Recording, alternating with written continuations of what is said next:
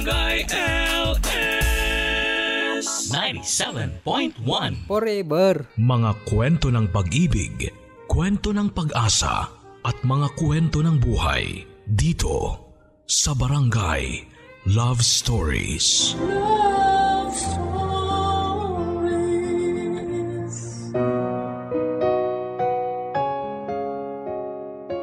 Ina ang isa sa mga pinakadakilang nilalang sa mundo. At utang mo kung anuman ang meron ka sa kanila. Ina ang isa sa mga taong nilalapitan mo sa mga panahong parang gusto mo nang sumuko. Ikaw kapuso, ano ang ambag ng nanay mo sa'yo? Malaki ang role ng isang ina sa buhay ng kanyang anak. Kaya hanggat maaari, hanggat kaya ng isang ina, kailangan andyan siya para masubaybayan at magabayan ang anak niya. Nasa kamay niya ang magandang paghubog sa magiging buhay ng kanyang anak.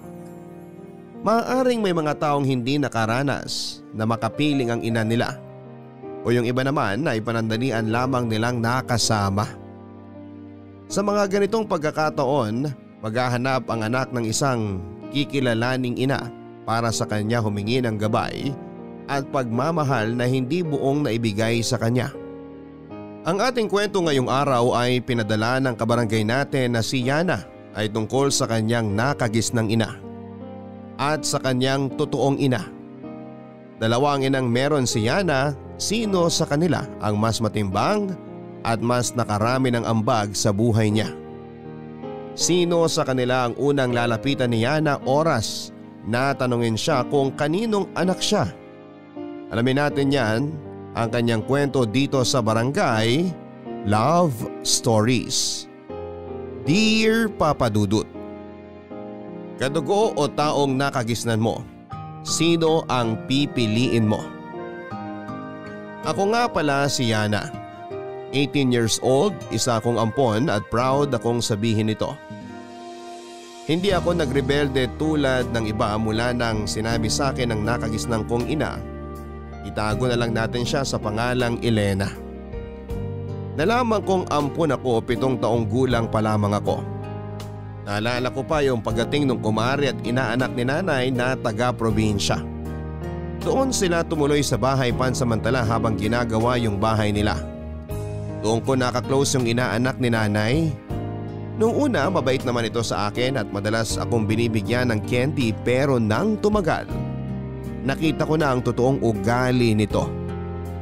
Minsan habang naglalaro kami noon sa bakuran, gusto nitong gupitan ang buhok ng manika ko. Hindi ko siya pinayagan na gawin yon kaya nagalit ito. Nagwala ito at nilayuan ako, pero nilapitan pa rin niya ako at para mas lalo akong asarin, sinabi nitong ampun daw ako. Tinawanan ko lamang ito at muling nilayuan, pero sinundan niya akong muli at sinabing totoo raw na ampun ako dahil yon ang sinabi ng mama niya sa kanya. Muli ko siyang tinawanan kahit sa totoo lang kumakabog na noon ang dibdib ko sa takot. Hindi ko yon sinabi kay nanay habang andon yung mag-ina. Noong nakaalis na sila ay tinanong ko kung totoo bang ampun ako. Oo agad ang naging sagot nito. Hindi ko alam, pero imbes na umiyak, magalit o magtampo ay mas naramdaman ko na gumaan ang loob ko dahil nalaman ko na ang totoo. Nagulat nga si nanay dahil niyakap ko na lamang ito after sabihin sa akin ang totoo. Hindi nito inaasahan na magiging ayos lang ang pagtanggap ko sa katotohanan. Lalo't bata pa ako at marami pa akong hindi maintindihan noon. Noong binalikan ko nga ang eksenang yon sa buhay ko ay naisip ko, kaya siguro ayos lang sa akin na nalaman kong ampun ako dahil hindi naman nagkulang si nanay sa akin. Naisip ko na napakaswerte ko ngang napunta ako sa kanya kaya wala nang ibang dahilan para magalit o magtanong pa. Habang lumalaki noon, Papa Dudut, ay inaasahan ng lahat na hanapin ko ang totoong ina ko. Natawa na lamang ako dahil para bang ginagaya nila ang buhay ko sa mga TV show na napapanood nila kung saan ay kailangang hanapin ng ampon ang totoong magulang nito. Nasanay na ako sa pagdaan ng panahon na walang ibang sinasalubong sa akin ang mga tao kundi ang mga katanungan sa kung bakit hindi ko pa rin hinahanap yung totoong nanay ko. Isa lang naman ang naging sagot ko sa kanila. Kontento ako sa piling ng nakagisnang kong ina. Bakit pa ako maghahanap ng iba?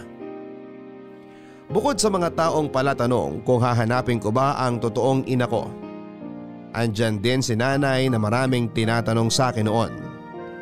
Madalas nga itong nagugulat sa mga tanong niya noon tungkol sa posibilidad na makaharap ko ang totoo kong ina.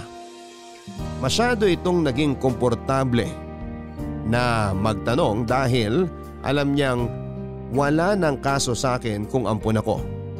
Tulad na lamang noong minsang kumakain kaming dalawa. Dumating kasi ang unang sahod ko at nanlibre ako.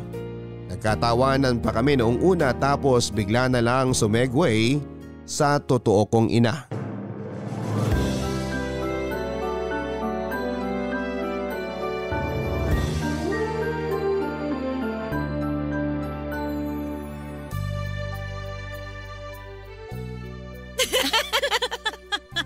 Sumakit po yun dyan ko talaga sa kakatawa kanina, Nay.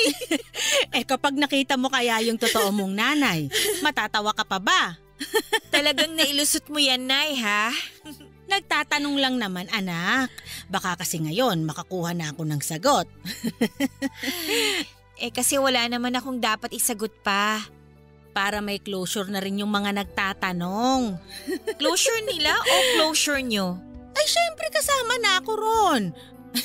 O anak, paano nga? Paanong ano? Paano kung isang araw makita kayo uli ng totoo mong nanay? Ano pong magkita ulit? Baby pa po ako nung inabot niya ako sa inyo. Hindi po counted yun na pagkikita. O sige ha, hindi naman diretso ang mga sagot mo. Sige lang, sa susunod, uulitin ko na lang tong mga tanong ko. Ay, kapag ba sumagot na ako, titigilan niyo na ako sa mga pa-ambush yung tanong tungkol dyan sa totoong nanay ko? Oo naman. Anak, gusto ko lang kasi talagang malaman kung ano yung nararamdaman mo. Nay, okay naman po ako. Wala namang nagbago kahit nung hindi ko pa alam. Masaya ako sa inyo. Kontento na ako na ikaw ang nanay ko. Paano kung bumalik siya? Siya? Yung totoo kong nanay? Ano naman ngayon? Siyempre, iba pa rin yung lukso ng dugo kapag nagkita na kayo. Nay, nagja-jump rope ang dugo ko kapag ikaw ang kaharap ko. Hindi ko na kailangang paluksuin pa sa totoo kong nanay. Ikaw talaga ang pilosopo mo. Kasi kayo namimilit kayo kung ano yung dapat kong maramdaman para dyan sa totoo kong nanay. Parang ang lagay Gusto niyo akong bumalik sa kanya. Kahit naman ayaw ko, wala naman akong magagawa kung gusto mo. Siyempre ayoko. Ano ka ba naman, Nay? Ikaw yung nanay ko. Nakagisnan. Di ka na malagi sa matres ko kaya hindi ako yung totoong nanay mo. Pero kayo yung nagparamdam sa akin kung paano magkaroon ng ina. Pero siya yung totoo. Alam ko po at hindi ko yun basihan para bumalik sa kanya. Ang totoo para sa akin, yung andito, yung kasama ko, kayo. Wala kasi akong magiging laban, anak, kung sakaling kunin na niya yung karapatan niya bilang totoong nanay mo. Nasa tamang edad na po ako. May karapatan din naman po ako kung sino yung pipiliin kong samahan, di po ba? Hayaan nyo at aaralin ko pa yung mga dapat kong aralin sa batas. Huwag lang ako mapunta sa kanya. Mahal na mahal kita. Tandaan mo yan. Yan din naman ang dahilan ko kung bakit hanggat maaari hindi ko sinasagot ang lahat ng mga tanong nyo. Bakit naman? Kasi ayokong masaktan kayo kapag napag-uusapan natin yung chance na bumalik yung totoong nanay ko. Ayos lang naman ako. Paano yan? Lumuksong dugo ko at ramdam ko na nagsisinungaling kayo. Nay, kayo ang kikilalanin ko araw-araw. Hay, ang drama-drama naman masyado ng usapang to. Kumain na nga lang tayo.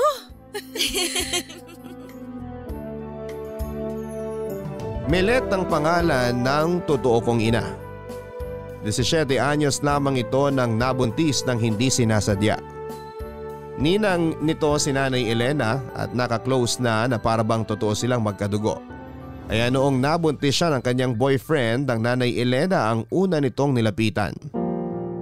Nagpatulong ito para raw ilaglag ako dahil alam niyang makakagalitan siya ng kanyang magulang kapag nalaman na buntis nga ito. Malaki ang inaasahan noon ng magulang niya sa kanya. Ginapang nila ang pag-aaral nito para kung nakapagtapos na ito ay siya naman ang magpapaaral sa kanyang mga nakababatang kapatid. Yun nga lang ay nabuntis ito at posibleng ito ang maging dahilan para hindi niya matupad ang gusto ng magulang niya. Doon na ito nang hingi ng tulong kay Nanay Elena. Hindi naman tinulungan ni Nanay Elena na ipalaglag ako bilang sagradong Katoliko ay tutol doon si Nanay Elena sa gusto niya. Sinabi nito na tumira muna ito sa kanya habang nagbubuntis. Nagsabi si Nanay Elena na siya ang kakausap sa magulang ng totoo kong ina.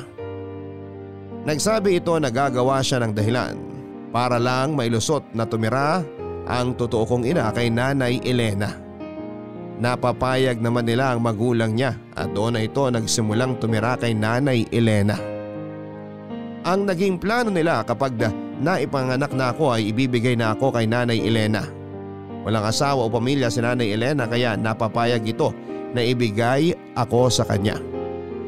Nang pinanganak na ako ay iniwanan na ako kaagad kay Nanay Elena. Nagsabi ang totoo kong ina na hindi na ako babalikan pa at hahayaan na si Nanay Elena ang magpalaki sa akin. Mula noon ay hindi na siya nakita pa ni Nanay Elena. Naging kampante naman si Nanay Elena na hindi na ako babalikan pa ng totoo kong ina. Saka lang naman ito nakakaramdam ng takot noong malaman ko ang totoo na ampun lamang ako. Kaya sa paglipas noon ng mga taon ay lagi akong tinatanong ni Nanay Elena kung sakaling babalik pa ako sa totoo kong ina. Kung sakali mang bawiin ako. Kahit laging hindi ang sagot ko, hindi pa rin ito nakampante, Papa Dudut. Lagi niyang sinasabi sa akin noon na posibleng bumalik ang totoo kong ina. Tinawanan ko na lamang yung takot na yon pero sa huli, lahat ng takot niya ay biglang nagkatotoo.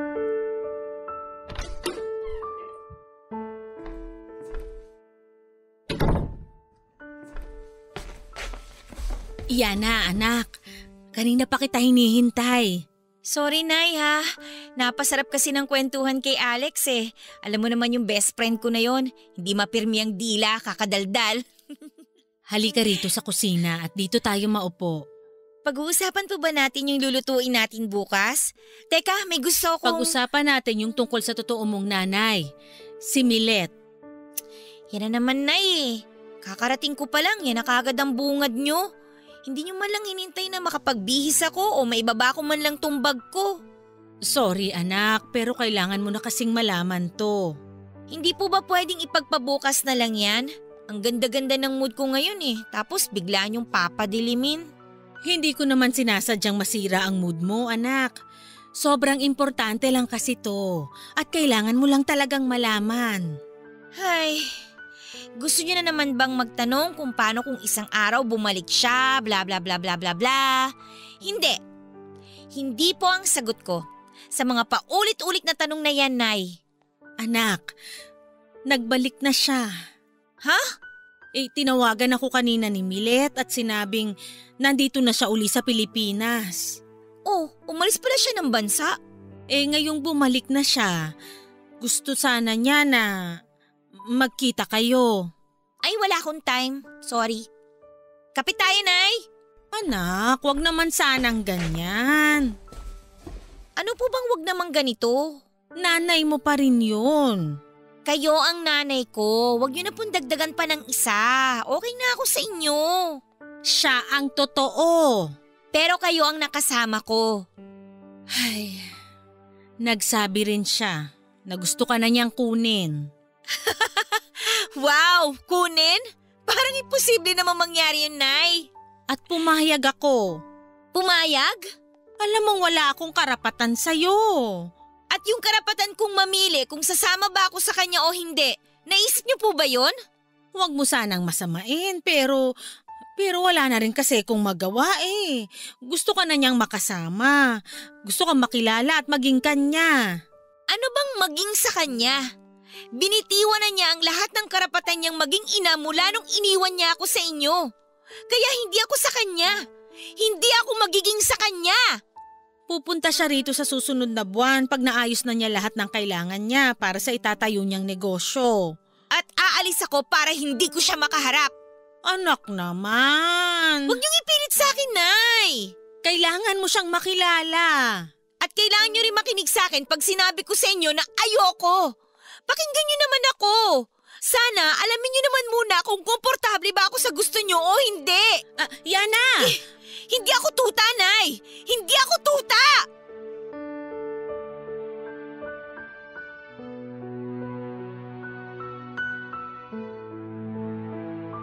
Yun ang unang beses na nagalit ako kay Nanay Papa Dudut.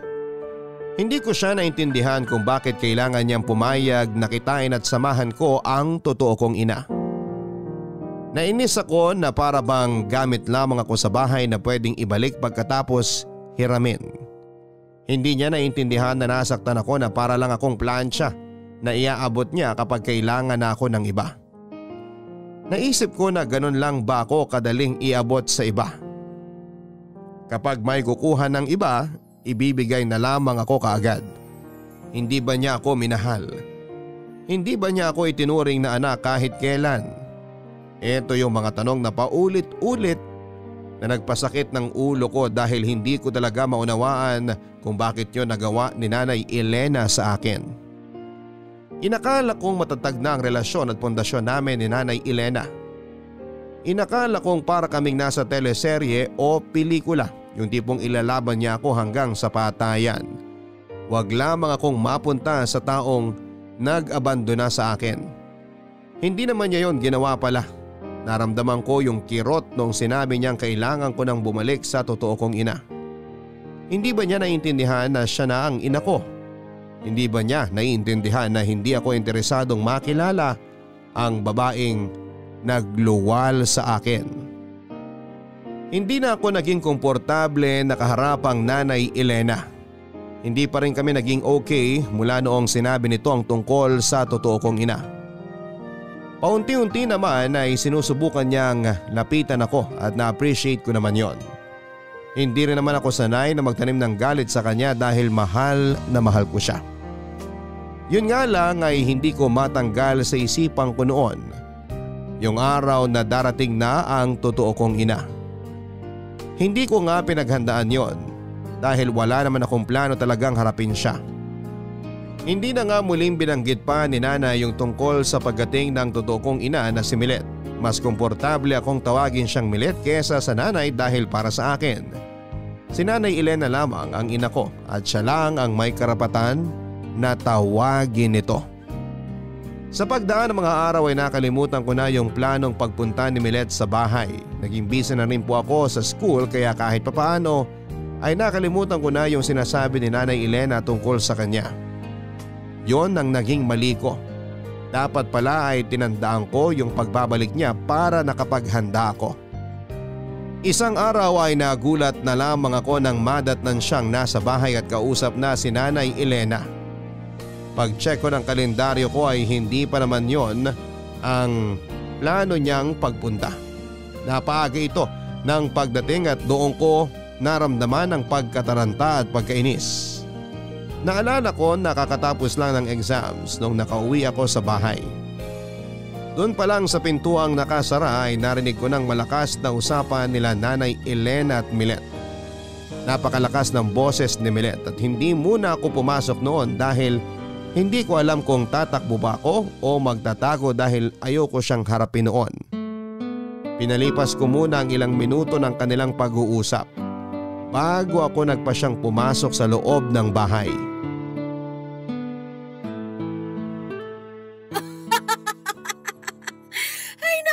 Yung mga paa ko, Ninang, sobrang daming kalyo. Binahayan na ng 100 kalyo kakagala. Ay, ang swerte mo naman at nakakapunta ka sa iba't ibang bansa. Samantalang ako, eto, bahay at palengke lang ang nadadayo. Ninang, subukan mo kahit out of town lang. Para naman ma-relax ka. Hindi naman pwedeng dito ka lang nabuburo sa bahay, no? Ay, paano ko ba magagawa yun? Di naman sapat ang perang nasa bulsa ko. Ipon lang ang sandata at syempre, negosyo. Tingnan mo ako, kakanegosyo ko marami na akong nadalaw na lugar. Hindi lang isang beses akong nakapunta ng Australia, ha? Yung Canada naman kahit nakapikit na ako, memoryado ko na yung bawat kanto. Kilala na nga ata ako ng lahat ng tao ron eh. Mabuti naman at nagagawa mo na yung mga hinihiling mo dati. Nung nene ka pa, lagi mong sinasabi sa akin na gusto mong mag-around the world ba yun? Opo. Kaya nga sinabi mo sa akin na magagawa mo yun kapag wala kang kargang bata. Naalala niyo pa pala yun? 7 buwan na nun yung tiyan mo nung sinabi mo sa akin na bukod sa pagtulong mo sa pamilya mo, gusto mo ring mangibang bansa. Di lang para magtrabaho kundi para mapasyalan yung mga nakikita mo lang sa internet dati. At nagawa ko na. Napakalaki ng utang na loob ko sa'yo sa ginawa mo sa akin, Ninang. Habang buhay ako magpapasalamat. Ay, Yana! Mabuti at dumating ka na. May natira pa po bang ulam, Nay? Bumili ako ng pagkain, Yana. Yana, siya si Milet. Wala ba yung luto mo na lang, Nay? Ay, hindi kasi ako nakapagluto. Saka nagpresenta naman si Milet. Ang totoo mo... Magbubukas na lang po ako ng delata. Yana, ikaw na ba talaga yan? Bakit? May iba ka pa bang Yana na hinahanap? Yana! Nagtatanong lang po, Nay. Baka kasi may iba pang Yana na kailangan. Willing naman akong tumulong maghanap. Pasensya na sa tanong ko. Hindi ko lang din kasi napaghandaan kung ano yung dapat kong sabihin sa'yo. Anak, sana pala nanood muna ako ng mga pelikulang may tema tungkol sa mga pinaampong anak. Dahil sa mga hindi handang maging ina, kaya may mga ganyang klaseng mga pelikula. Yana, ano ba? Tama naman siya, Ninang. Mag-sorry ka, Yana. Hindi tama yung ganyang pananalita, ha? At sa nanay mo pa mismo. Bakit po, Nay? Hindi ko naman po kayo pinagsalitaan ng mali, ah. Hindi sa akin. Sa totoo mong ina, kay Milet. Wala ba talaga kayong hinandang ulam, Nay? Nay Elena? Yana, nakikinig ka ba? Kung wala, bibili muna ako sa labas. Kanina pa po ako gutom eh. Meron naman akong binili dyan. Pagtsagaan mo na lang. Nay, lalabas muna ako ha.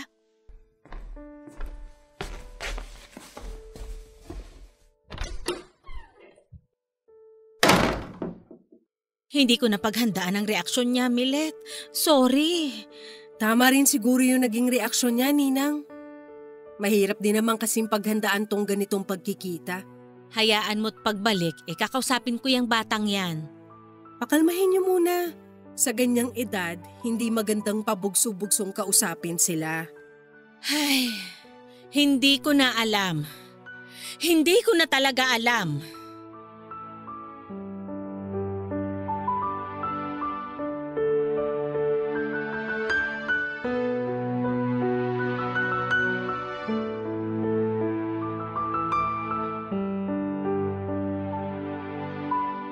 Nagpunta ako sa mall para makalayo kina nanay at Milet.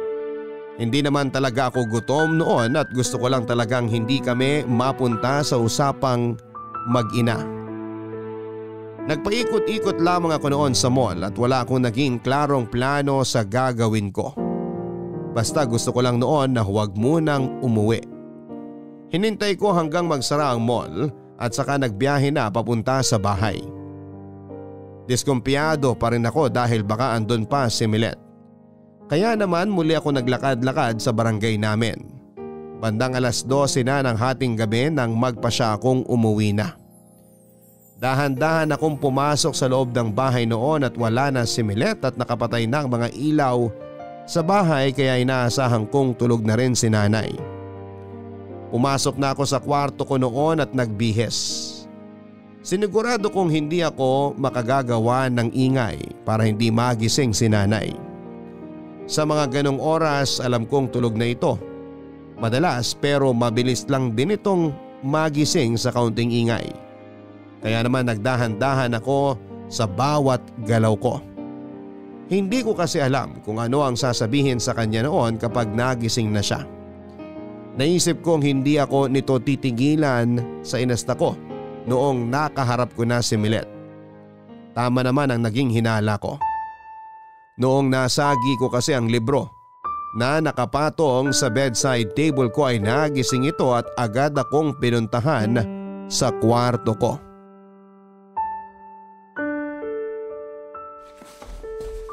Ay! Ano ba? Buisit naman oh. Alam kong kanina ka pa dumating. Nagising ko po ba kayo? Kanina pa ako gising, hinihintay kita. Nandito na po ako. Pwede na kayo matulog, Nay. Kailangan nating mag-usap.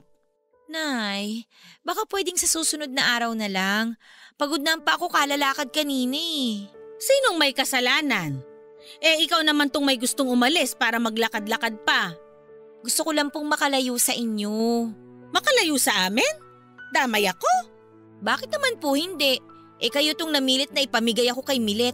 Hindi kita pinamimigay. Binabawi ka na sa akin. Wala naman akong magawa. Meron kayong pwedeng gawin. Ayaw nyo lang. Hindi nyo na siguro ako mahal. Hindi nyo na siguro gustong alagaan ako o ituring na anak. Saan naman ang gagaling yan, ha? Kasi parang kating-kati kayo na iabot ako sa kanya eh. Dahil siya ang may karapatan sa'yo. Hindi ako. May karapatan rin kayo dahil kayo ang nagpalaki sa akin. Pero hindi ako ang totoong nanay mo. Iikot na naman tayo sa argumento na yan, Nay. Kasi parang hindi mo maintindihan yung nangyayari eh. Hindi ko talaga maintindihan kasi ang ayos-ayos na ng buhay natin. Tapos pababalikin niyo pa siya? Siya ang nagkusang bumalik. Pero may choice kayo para hindi siya pagbuksan ng pinto. Anak, talaga bang ganyan na lang? Talaga bang hindi mo siya kayang tanggapin? Ilang beses niyo nang tinanong sa akin yan dati. Akala ko klaro na sa inyo na hindi nga po. Ito na yung realidad mo. Nandito na siya, bumalik na siya. Wala po akong pakialam kung bumalik siya. Hindi ibig sabihin nun babalik na rin ako sa kanya. Yana, alam ko mahirap. Alam niyo naman pala eh. Pero bakit kung umasta kayo, akala niyo napakadali lang nito sa akin? Akala mo ba madali rin ito sa akin? Durog na durog ang puso ko nung nakatanggap ako ng tawag sa kanya. Lalo na nung sinabi niyang gusto kanyang makilala, makasama, makuha. Pwede niyo naman kasing ibaba na lang yung tawag at wag na siyang harapin pa. Pinapasok niyo pa siya rito sa bahay. Wala akong choice. Ayaw niyo lang gawing choice yung layuan siya. Yung iwasan siya. Balang araw, maiintindihan mo rin to lahat. Ayokong dumating yung araw na maiintindihan ko lahat. Bigyan mo ng chance na makilala si Milet. Mabuti naman siyang tao. Mabuting tao? Kailan naging mabuti ang ipamigay ang anak niya? Wala lang siyang ibang choice noon.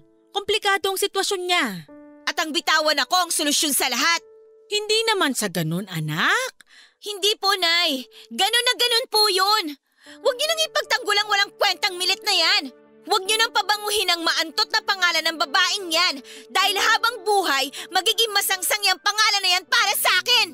Yana! Huwag niyo nang ipilit sa akin na tanggapin yung pangaamo niya dahil baka makagat ko lang ang kamay niya. Anak naman! Ayoko maging parte ng buhay ko ang Milet na yan kahit pa… Tumahimik ka!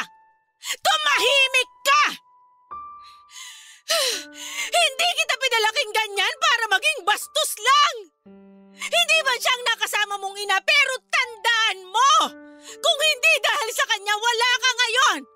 Kung hindi dahil sa kanya, hindi tayo magkasama ngayon! Kung hindi dahil sa kanya, hindi tayo magkakagulo ngayon! Alam kong naging komplikado na ang lahat mula nang bumalik siya pero sana, anak! Anak, sana naman maging makatao ka sa kanya! Bigyan mo siya ng chance dahil bilang isang ina, masakit na hindi ka respetuhin at kilalanin ang sarili mong anak! Sapat na sa akin lahat ng nalaman ko tungkol sa kanya dati. Hindi ko na siya kailangang kilalanin pa. Bilang inang nagpalaki sa'yo, inuutusan kitang kilalanin mo pa siya! Nay! Bilang nagpalaki sa'yo, sumunod ka!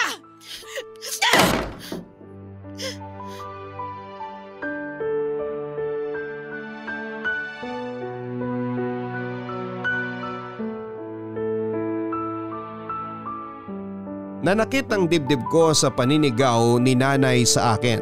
Yun ang unang beses na sinagawan ako nito dahil kay Milet. Naiyak na lamang ako nang nakalabas na siya ng kwarto. Galit na galit ako noon kay Milet dahil para bang sinira niya ang magandang relasyon namin ni Nanay Elena, Papa Dudut. Aminado akong nagtago ako ng galit sa totoo kong ina. Hindi ko yun sinabi kay Nanay Elena dahil ma-pride ako. Sinabi ko sa kanya na ayos lang na pinampun ako ng totoo kong ina, pero sa totoo lang ay durog na durog ako mula nang nalaman ko yon. Nilihim ko ang totoo kong nararamdaman noon dahil ayokong mapagsabihan pa ni Nanay Elena. Pero nang panahong yon ay handa na akong ilabas ang totoong emosyon ko.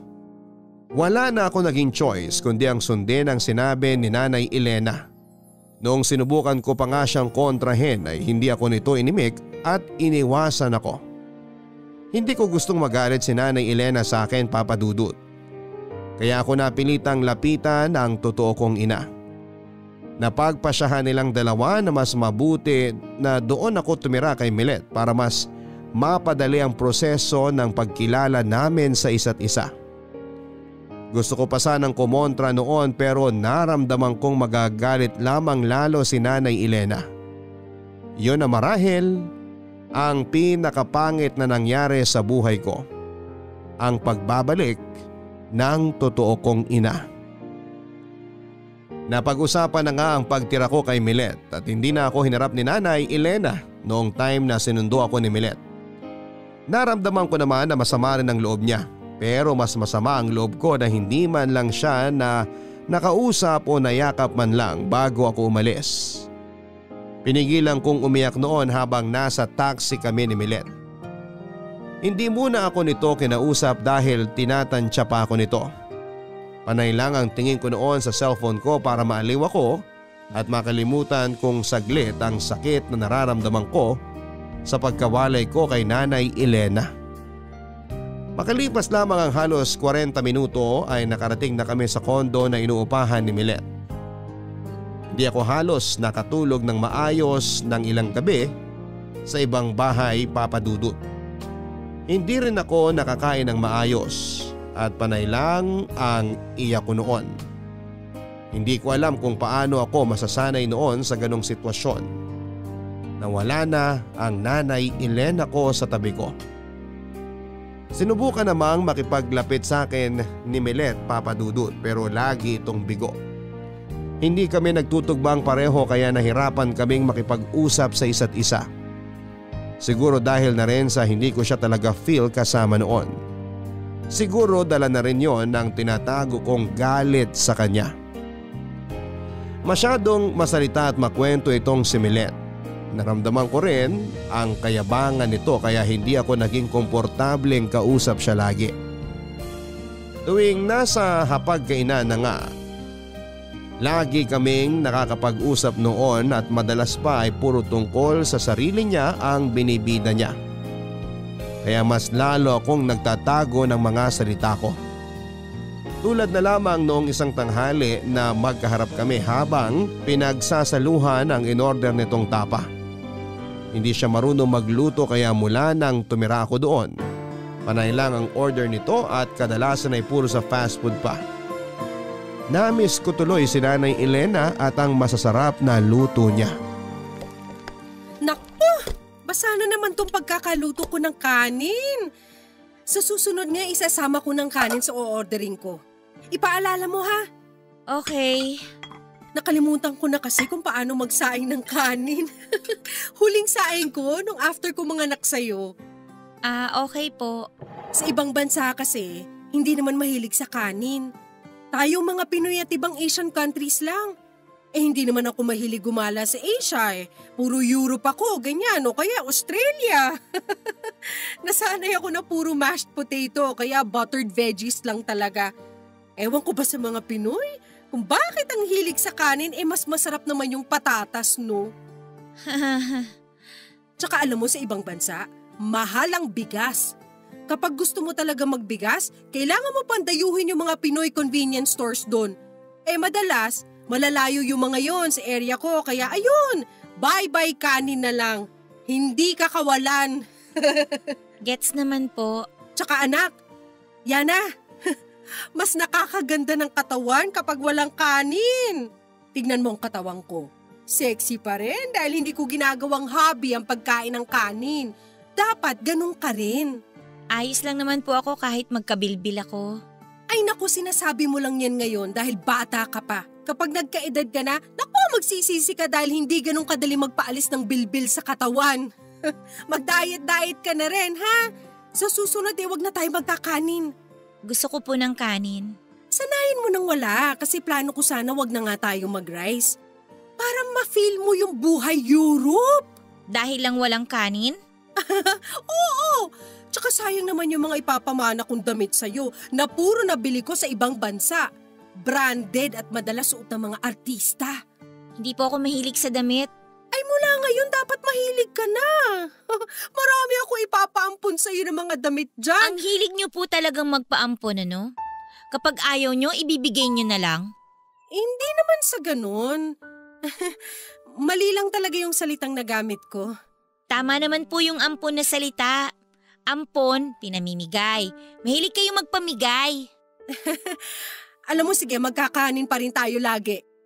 Aaralin ko na sa internet yung tamang pagsasaing para hindi naman ako mapahiya sa'yo. Tanong niyo na lang po kay Nanay Elena kung paano. Magaling yun. Ay oo! The best ang pagluluto ni Ninang Elena. Wala akong masabi. Magaling talaga yun. Wala rin po akong masabi sa pagiging mabuting nanay niya. Hayaan mo. At bibigyan ko siya ng medal para dyan. Tara, kain na tayo. Pwede po bang sa kwarto na lang ako kumain? O bakit naman dun pa? Ang luwag-luwag nito. Mas tahimik po kasi doon. Sanay po kasi ako sa tahimik. Ayaw mo bang nagkukwento ako? Tahimik po sa kwarto. Sanay po ako sa tahimik.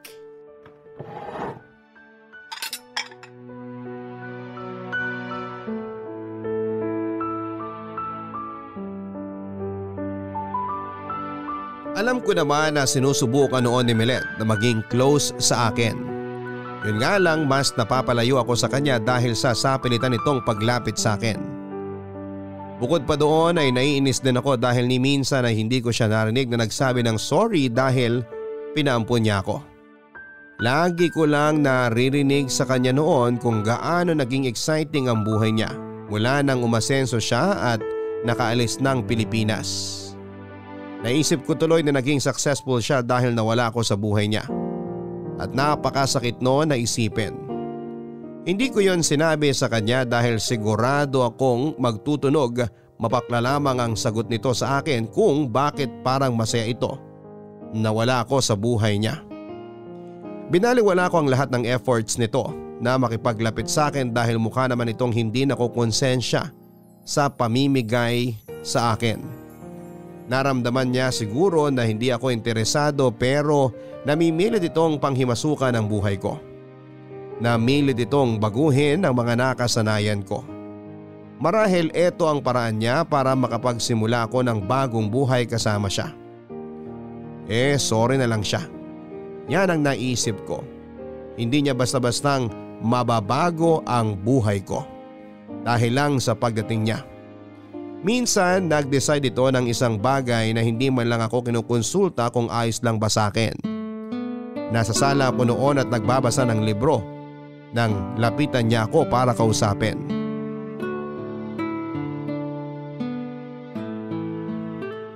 Yana! May good news ako sa'yo. Ano po yun? Teka nga, ibaba mo muna yung libro mo. Mag-focus ka sa sasabihin ko. Mahaba po ba yung sasabihin nyo? Kailangan ko kasing matapos ng binabasa ko para sa book report ko eh. Hindi mo na kailangan gawin yung book report mo. Pag hindi ko po ito pinasa, babagsak ako. Hindi mo na nga kailangan kasi ita-transfer na kita sa bagong school. Bagong school? Hindi ka na magtitiis pa sa public school. Sa private school na kita ililipat. May mga nakausap na ako para tulungan ako sa proseso. Alam na po ba ito ni nanay? Tsaka ako nasasabihin kapag naayos na lahat. Ang importante, bago mo makalahati ang school year, makatransfer ka na. Bakit po hindi to alam ni nanay? Bakit pa niya kailangan malaman? Ako naman to magpapaaral sa'yo. Pero nanay ko po siya. Siya yung nag-enroll sa akin sa school ko ngayon. Nanay mo rin ako. At mas may karapatan ako kung saang school kita ipapasok. Sana man lang tinanong niyo muna ako kung gusto ko bang pumasok dyan sa eskwelahan na sinasabi niyo. Sino bang ayaw makapasok sa private school? Ako po! Ako! Final na ang desisyon ko, anak. Mas makakabuti kung doon ka mag-aaral. Hindi! Ayoko! O sige, ganito na lang. Pwede mong tapusin tong school year na to sa public school na yan, tapos lilipat ka na. Okay na? Hindi pa rin okay. Hindi! Huwag ka na nga makipagtalo, anak. Huwag niyo nga akong tawaging anak. At anong gusto mong itawag ko sa'yo? Kidney? Bag? Wallet? Basura! Yun na lang ang itawag niyo sa akin dahil yun naman ang turing niyo sa akin eh. Madali niyo lang akong dinispatcha dahil sa tingin niyo, pampabaho lang ako sa buhay niyo. Saan naman ang galing yan? Sa lahat-lahat! Alam mo, Yana, sa tingin ko emosyonal ka lang ngayon. Kaya sa tingin ko mas makakabuti kung magpakalma ka muna tsaka tayo mag-usap para malaman mo na para sa'yo tong ginagawa ko. Alam niyo talaga ang makakabuti para sa akin, ha? Hindi ko gusto yung tono mo. Bigla-bigla kang darating sa buhay ko tapos guguluhin mo. Kasi ano? Kasi iniisip mong alam mo kung ano makakabuti para sa akin? Alam niyo kung ano yung makakabuti sa akin? Yung hindi na lang kayo bumalik. Yung hinayaan niyo na lang na manahimik ang buhay ko sa piling ni nanay. O hindi naman kaya pinalaglag niyo na lang ako. Kung makapagsalita ka, akala mo alam mo lahat? Kung makapagsalita ka, parang wala kang utang na loob sa akin? Wala naman talaga eh. Niluwal mo lang ako. At si Nanay Elena na ang umako ng responsibilidad na dapat sa'yo. Bata ka pa para maintindihan ang sitwasyon ko. Kaya na ng utak kong umintindi. Huwag mo akong maliitin. Huwag mo rin mamaliitin ang kagustuhan ko maging mabuting ina sa'yo ngayon. Pagod na akong sumingit sa buhay niyo ng Nanay Elena mo. Pagod na. Pagod na akong pagsarhan mo ng pintuan. Pagod na ako na hindi mo ako pinapadaan sa buhay mo. Kung pagod ka, mas lalo ako. Pagod na ako makinig sa mga kayabangan mo. Sa mga... Kung pagod ka na, sige, umalis ka na. Oo! Aalis talaga ako!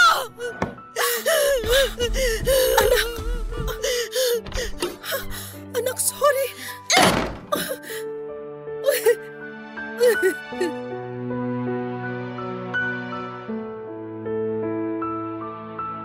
Naglakad ako pa uwi sa bahay ni Nanay Elena dahil wala akong nakuha kahit na 5 noong iniwanan ko ang kondo ni Milet. Kahit yung mga damit ko ay wala na akong planong balikan yon. Ang gusto ko lang dati ay makaalis na at makabalik na sa dati kong buhay sa piling ni Nanay Elena. Nang nakarating ako sa bahay, kumatok ako at pinagbuksan ako ni Nanay Elena. Nagyakapan kaming pareho at sabay na naiyak. Pinaghanda ako nito ng tubig para mahimasmasan ako sa pagod at galit. Sinabi ko sa kanya lahat ng nangyari. Inaasahan ko noon nakakampihan niya ako pero nagalit ito sa akin. Nagulat ako at nasaktan pero pinaliwanag nito sa akin kung bakit. Pinaintindi ni Nanay Elena sa akin na mali ang ginawa kong pagsasara ng tsansa para makilala pa si Milet. Nakonsensya ako dahil tama naman si Nanay. Maayos niyang naipaliwanag sa akin ang lahat. Hindi ko nga binigyan ng tsansa si Milet na makilala pero masyado ko na siyang hinusgahan. Yun nga lang nakiusap ako kay Nanay Elena na huwag na lang sana akong babalik pa kay Milet pero naging matigas si Nanay at sinabing kailangan kong bumalik sa totoo kong ina kung gusto ko siyang makilala pa. Bago gumabi ay hinatid ako ni Nanay Elena sa kondo ni Milet. Niyakap ako ni Milet at saka humingi ng sorry sa naging away namin. Umuwi na noon si Nanay Elena noong napansin niyang ayos na kaming dalawa ni Milet ni Nanay Milet. Sinunod ko ang sinabi ni Nanay Elena, Papa Dudut.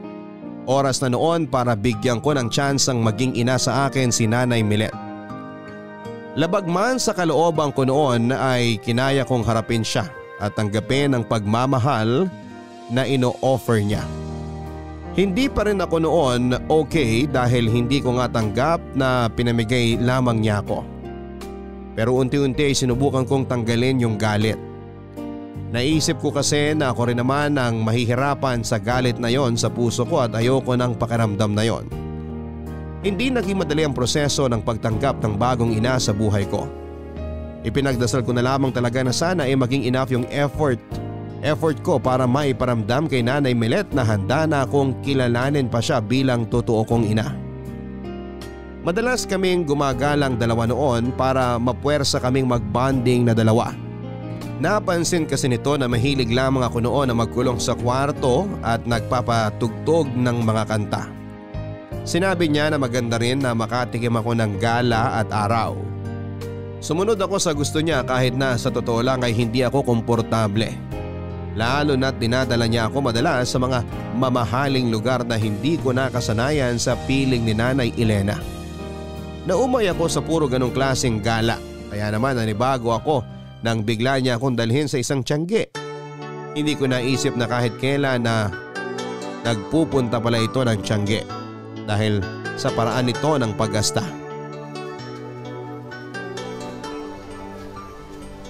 Yana, tignan mo tong blouse. Maganda ba? Maganda naman po. Bagay ba sa akin? Paborito ko kasi yung blue kasi bagay sa akin. Sure po ba kayo na isusuot niyo yan? At bakit naman hindi? Eh kasi po, hindi naman ganitong mga klase ng damit yung meron sa cabinet niyo eh. Ha? Paanong hindi ganito? Yung mumurahin, yung galing tiyangge. Ganun ba ang tingin mo sa akin? Allergic sa mumurahin? Hindi naman po, pero kung doon kayo sanay sa mahal. Hindi siguro nakwento sa'yo ng Nanay Elena mo, no? Nakwento po ang ano. Nung tumira ko kay Ninang Elena, wala akong kahit na anong dala. Tiyanggi ang pinuntahan namin noon para may maisuot naman ako lalo sa pagbubuntis ko sa'yo. Hindi ko kinakahiya na lahat ng ginamit ko noon puro mura at hindi pa maganda ang tahi. Nakatulong naman yung mga damit na yon para maprotektahan ka rin habang nasa tiyan kita. Hindi po nakwento yan ni Nanay Elena. Siguro hindi rin niya nasabi sa'yo na habang pinagbubuntis kita, rumakit ako bilang taga-order ng mga bulto-bultong damit sa Taytay para dun sa amo kong Koreano. Hindi rin po. Nagtrabaho ako noon kahit pinagbabawalan na ako ni Ninang Elena kasi baka makasama raw sa ating dalawa. Namilit ako na kaya ko kasi kaya ko naman eh. Tsaka iniipon ko kasi yun para may maiwan naman akong pera kay Ninang Elena kapag, alam mo na. Kapag iniwan niyo na ako sa kanya. Oo. Alam ko namang hindi biro yung gagastosin ni Ninang Elena kapag lumabas ka na kaya ayun. Pinaghandaan ko kahit konti. Nakatulong naman sana sa kanya. Thank you po.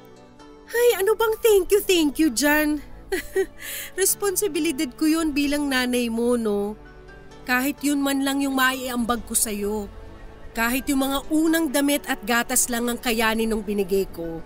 Sana kahit papano nakatulong sa'yo. Alam mo yung mga unang damit na binili ko sa Tiangge? Andun pa rin sa akin. Hindi ko lang magamit kasi syempre pangbuntis yun. Pero tinago ko yun. Remembrance bilang minsan naging ina ako. Ina pa rin naman po kayo ngayon. Para kasing nakakahiyang tawagin akong nanay eh. Nagpabaya ako sa'yo noon. Hindi kita inalagaan tulad ng inaasahan ng iba. May nag-alaga naman po sa akin. Si Ninang Elena. Kaya nga buong buhay akong magpapasalamat sa kanya dahil binuhay ka niya.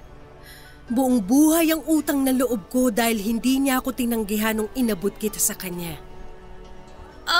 Kung bibili niyo po yung blouse na yan, bilhan niyo na rin ako nung kagaya niyan. Oh, sure ka bang nagsusuot ka ng ganito? Hindi nga kita makitang nakasuot ng kita ang braso eh. Ito pa kaya? Kailangan ko na pong masanay sa mga hindi ko nakagisnan. Bigyan niyo ako ng chance, baka kasi pwede naman po. O sige, terno tayo ha. Ate, isang extra small naman ito. Tsaka bigyan mo ako ng konting discount ha. Bibili ako ng marami. Salamat.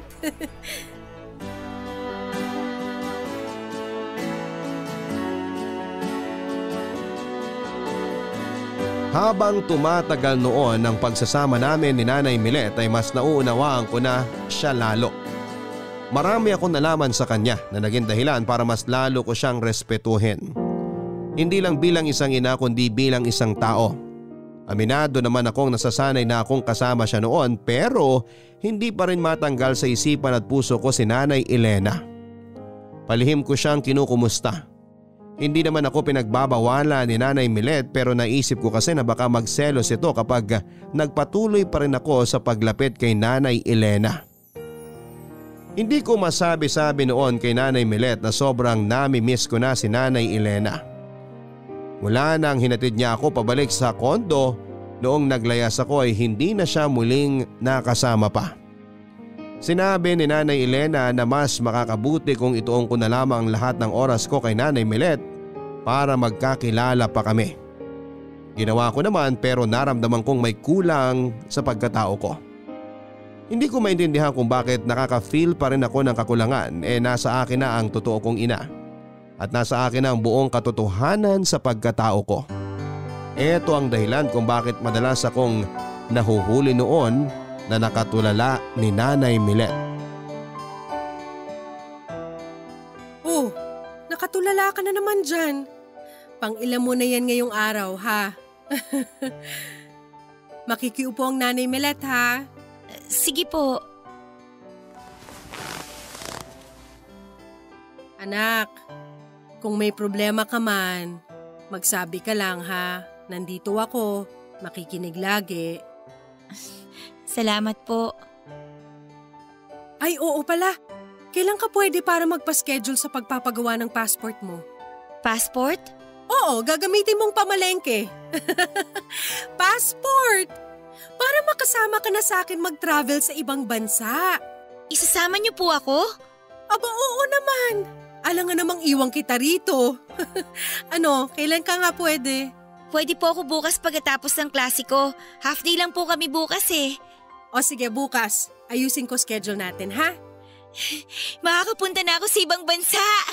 Kahit anong bansa pwede nating puntahan. Kahit saan mo gusto, akong bahala sa'yo. Pwede po bang sa Vietnam tayo unang pumunta? Ayaw mo ba sa Amerika muna? Para first travel abroad mo, bongga na agad. Kasi po lagi nakukwento ni Nanay Elena yung best friend niya na nakatira doon sa Vietnam. Matagal na raw pong hindi umuwi ng Pinas. Sabi niya nun sa akin kapag may pera na kami, pupuntahan namin yung best friend niya doon. Alam mo ba kung saan sa Vietnam? Opo! Nakasulat po sa notebook ni Nanay Elena yung address at yung direksyon papunta sa bahay ng best friend niya. Naku Nanay Milet, kung alam niyo lang po kung gaano kagusto ni Nanay Elena na makapunta ng Vietnam. Teka ha, ikaw lang muna sana ang isasama ko kasi hindi pa kaya yung 3 tayo eh. Kaya niyo nga po akong dalhin sa Amerika eh, yung sa Vietnam pa kaya? Baka mas malaki pa po yung gastusin niyo pa Amerika sa ating dalawa kaysa sa Vietnam na tayong 3 yung magkakasama. Oo naman, pero kasi gusto ko sanang unang punta mo ng ibang bansa. Ako lang ang kasama mo. Para may first naman ako sa buhay mo. Hindi po pwedeng sumama si Nanay Elena? Pwede naman sa susunod na travel natin. Pero gusto ko rin po sana siyang maisama sa ibang bansa, lalo na po sa Vietnam. Nakalista po yun sa mga pangarap ko eh. Ano pa ba yung ibang pangarap mo? Pangarap ko po na makapagtapos ng abogasya. Uy, maganda yan! Bakit naman gusto mo maging abogado? Para po may pagtanggol ko si Nanay Elena tuwing may mga aapi sa kanya. Ididemanda namin lahat ng naninira sa kanya. Yun po yung usapan namin nung 8 years old pa lang po ako eh. Bukod doon, ano pa? Pangarap ko pa? Gusto ko rin po na maiahon si Nanay Elena sa hirap. Yung may pagpatayo ko siya ng grocery store kasi yun po yung pangarap niyang negosyo eh. Nasabi nga niya yan sa akin dati. Ay nako, yan po ang lagi niyang pinagdarasal tuwing nagagawi kami sa Baclaran Church. Grabe, ang lakas pa ng boses niya habang pinagdarasal na magkaroon siya ng isang maliit na grocery store. Lagi ba kayong nagsisimba? Tuwing first Friday po ng buwan, lagi po talaga. Walang mintis yun. Tuwing Sunday naman po kapag may nadadaanan kaming simbahan o kapilya, nagdarasal na rin kami. Lagi ba kayong lumalabas tuwing linggo? Ay opo, doon lang po kasi ako madalas bakante from school eh. Gustong-gusto rin kasi ni Nanay Elena na namamasyal kasama ako, kahit nga puro lakad lang kami eh. Sumasakit na ang rayuma niya pero sige pa rin sa lakad kasi alam po niya na gustong-gusto ko talaga maglakad. Tapos ano pa? Pangarap pa rin po ba? Hindi, yung ginagawa niyong bonding ni Ninang Elena. Bago po kasi gumabi ng linggo, kailangan andun na kami sa paborito naming mamihan. Malapit lang po sa bahay yon. Doon na po kami kumakain ng hapunan para hindi na po magluto si Nanay Elena. Hindi ba kayo nagsasawa? Puro kayo mami tuwing linggo? Hindi naman po. Masarap naman kasi yung mami eh. Tsaka po kapag kasabay nyo talagang kumain si Nanay Elena, kahit lupa pa yan, mapapasarap at mapaparami kayo ng kain. Namimiss mo na siya, no? Po? Ang Ninang Elena, namimiss mo na ba? Okay naman po. Kahit sa sandaling panahon lang kita nakasama, alam ko kung kailan ka nagsisinungaling. Magagalit po ba kayo kung sabihin ko pong oo? Uy, bakit naman ako magagalit? Normal lang na mamiss mo ang isang taong importante sa'yo. Sorry po ah. Hindi mo kailangan mag-sorry. Naiintindihan ko. Matagal ko na rin po kasi siyang hindi nakakasama eh. Alam ko. Namimiss ko po siya lagi. Lagi-lagi po. At alam kong ganun din siya sa'yo. Nay Milet? Ano yun? Wala po. Hindi nga ako nagkamaling kay Ninang Elena kita binigay. Alam kong mamahalin ka niya at mamahalin mo siya. Mag-empake ka na. Po? Ibabalik na kita sa totoong naging ina sa'yo. Hindi ko po kayo maintindihan. Hindi man kita nakasama ng sobrang tagal, nanay mo pa rin ako. At ramdam ko kung saan ka totoong masaya. Masaya naman po ako dito. Pero hindi gaya ng saya na nararamdaman mo tuwing kasama ang Nanay Elena mo. Ano pong gusto niyong gawin ko? Ang gusto ko, umuwi ka na kay Nanay Elena mo at sabihin mong salamat. Salamat mula sa akin. Alam niya na yon. Alam na niya kung para saan yun.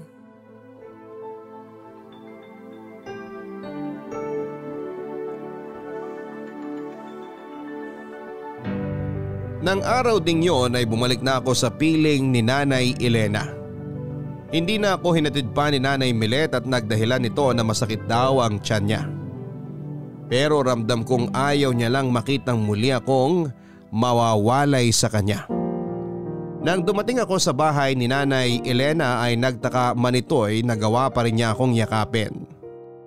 Dala na rin marahil ng sobrang pangungulila sa akin. Niyakap niya ako pabalik at sinabi lahat ng nangyari, lalong-lalo na ang pasasalamat ni Nanay Milet sa kanya. Pumasok na ako sa loob ng bahay at para bang sa isang iglap ay bumalik ulit sa tama ang ikot ng buhay ko. Hindi na ako muling tumira pa kay Nanay Milet pero dumadalaw pa rin ako sa kanya. Lumalabas pa rin kaming dalawa at madalas kasama nga si Nanay Elena. Mas naging doble ang saya ko dahil may dalawa akong nanay na nagpapakita ng pagmamahal sa akin. Hindi ko na naramdaman pa kahit kailan na may kulang pa sa buhay ko dahil sobrang busog na ako at kontento sa inaabot ng dalawa kong ina, Papa Dudut. Hindi ko narinig na humingi ng sorry si Nanay Milet sa akin dahil sa pagpapaampon nito at ayos lang yon. Na-realize kong hindi niya kailangang humingi ng tawa dahil una ay nagipit siya sa sitwasyon niya. At pangalawa ay napunta naman ako kay Nanay Elena na nagmahal sa akin ng higit sa sarili nitong buhay. Maraming salamat po sa pagbasa ng aking liham. Ang inyong forever kapuso at kabarangay, Yana. Marami marahil sa atin ang hindi makakaramdam ng buo sila dahil sa mga bagay na hindi na ibigay sa kanila o sa mga katanungang hindi nasagot para sa kanila. Marami ang naghahanap ng kukumpleto sa kanila sa kung saan-saan pero hindi nila alam Nasa harapan lang nila ang totoong gagawa noon para sa kanila. Mga kapuso, subukan mong buksan ang iyong mga mata. Kung pakiramdam mo ay may kulang pa, baka ang inakala mong wala ay meron pala.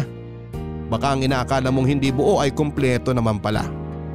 Nasa pagmamasid lang sa paligid at sa sarili mo ang solusyon para malaman mong matagal ka ng buo. Hanggang sa muli, ako po ang inyong Papa Dudut sa mga kwento ng pag-ibig, buhay at pag-asa.